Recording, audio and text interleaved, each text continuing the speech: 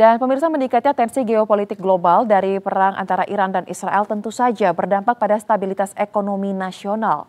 Berbagai pihak pun mendorong agar pemerintah Indonesia segera mengevaluasi kebijakan yang ada di tengah dinamika geopolitik ini karena beberapa sektor disebut tengah dalam posisi terancam, mulai dari sektor energi, rantai pasok logistik hingga pariwisata.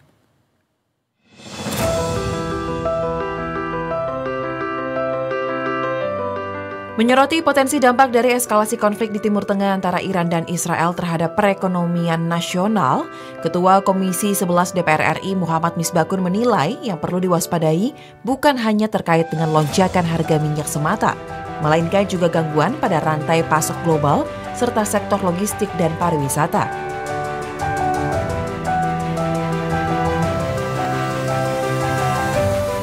Usai menghadiri acara spesial The Forum yang digelar oleh Berita Satu, Misbakun menyebut hingga saat ini harga minyak dunia masih berada di bawah batas aman yang telah ditetapkan, yaitu di $82 Amerika Serikat per barel.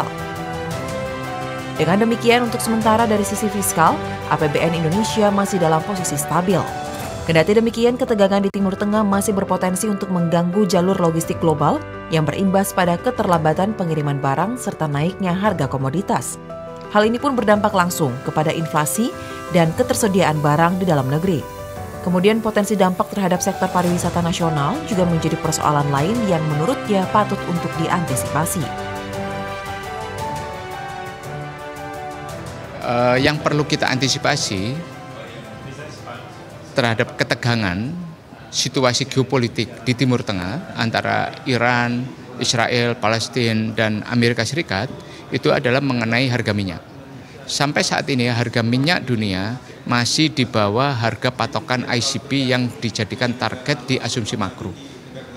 Sehingga cara pemerintah mengantisipasi mungkin bukan di harga minyaknya tapi di yang lain.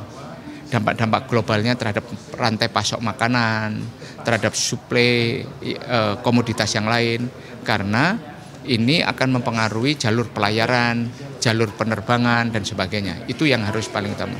Kemudian yang berikutnya adalah arus pariwisata juga ke ini.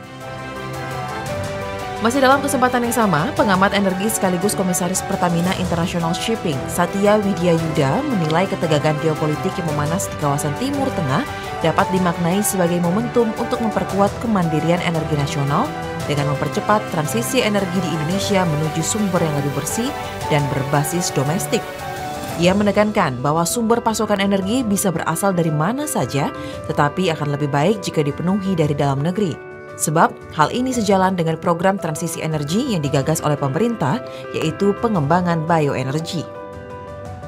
Yang paling penting itu adalah bahwa kita tetap fokus kepada energy security, ya, bagaimana kita bisa memenuhi pasokan, lantas harga energinya affordable pada masyarakat, kita mempunyai infrastruktur yang cukup dan dilaksanakan dengan teori yang berkelanjutan. Tim Liputan Berita Satu.